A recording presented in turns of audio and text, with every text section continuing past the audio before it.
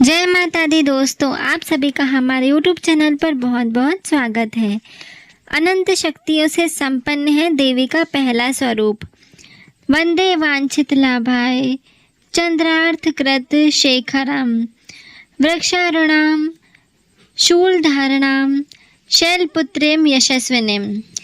नवरात्रि में दुर्गा पूजा के अवसर पर देवी के 9 रूपों की पूजा उपासना बहुत ही विधि विधान से की जाती है।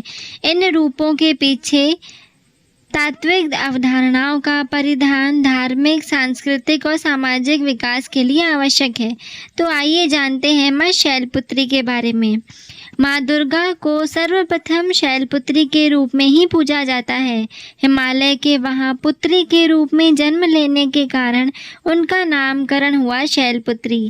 इनका वाहन वृषभ है, इसलिए यह देवी वृक्षारूढ़ा के नाम से भी जानी जाती हैं।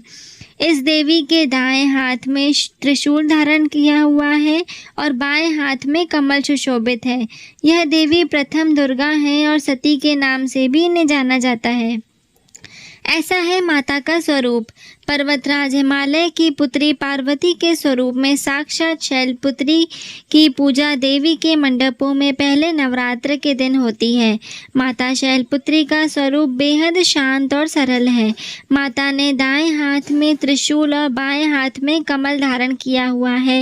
यह नंदी नामक बैल पर सवार संपूर्ण हिमालय पर विराजमान है। यह वृषभ वाहन शिवा का ही स्वरूप है। घोर तपस्या करने वाली शैलपुत्री समस्त वन्य जीव जंतुओं की रक्षक भी हैं। शैलपुत्री के अधीन वह समस्त भक्तगण आते हैं जो योग, साधना, तप और अनुष्ठान के लिए पर्वतराज हिमालय की शरण लेते हैं। माँ अपने भक्तों की हमेशा मनोकामनाएं पूरी करती हैं और साधक का मूलाधार चक्र जागृत होने में भी सहायता करती हैं। माँ शैलपुत्री की कथा। माता शैलपुत्री से जुड़ी एक कहानी का उल्लेख यहाँ करना आवश्यक है। प्राचीन काल में जब सती के पिता प्रजापति दक्ष यज्ञ कर रहे थे तो उन्होंने सारे देवताओं को इस यज्ञ में सम्मिलित होने के लिए आमंत्रित किया, लेकिन अपने जमाता भगवान महादेव और अपनी पुत्री सती को आमंत्रित नहीं किया। लेकिन सती अपने पिता के यज्ञ में जाने की बहुत इच्छा थी, इसलिए उनकी व्याग्रता को देख शंकर जी ने कहा कि संभवतः प्रजापति दक्ष हमसे रुष्ट हैं, इसलिए उन्होंने हमें आमंत्रित नहीं किया होगा। शंकर जी के इस वचन से सती संतुष्ट नहीं हुई और जाने के लिए अड़ गई। उसकी जिद देखकर भगवान शंकर ने भी उन्हें जाने की अनुमति दे दी। सती जब अपने पिता के घर पहुंची तो सिर्फ माँ ने ही उन्हें स्नेह दिया, बाकी सदस्यों से उनसे ठीक बात भी नहीं की और व्यंग करने लगे। दक्ष ने भी शंकर जी के प्रति कुछ ऐसी बातें कही जो सती को उचित नहीं लगी।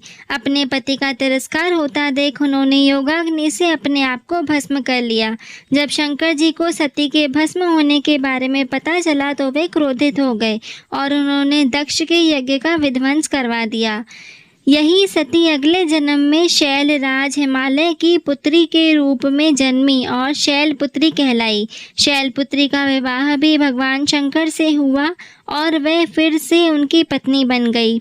ऐसा कहा जाता है कि माँ दुर्गा के इस शैल स्वरूप का पूजन करने से उपासक की सभी मनोकामनाएं पूरी होती हैं और कन्याओं को मनवांछित वर की प्राप्ति होती है और साधक का मूलाधार चक्र जागृत होने में भी सहायता मिलती है।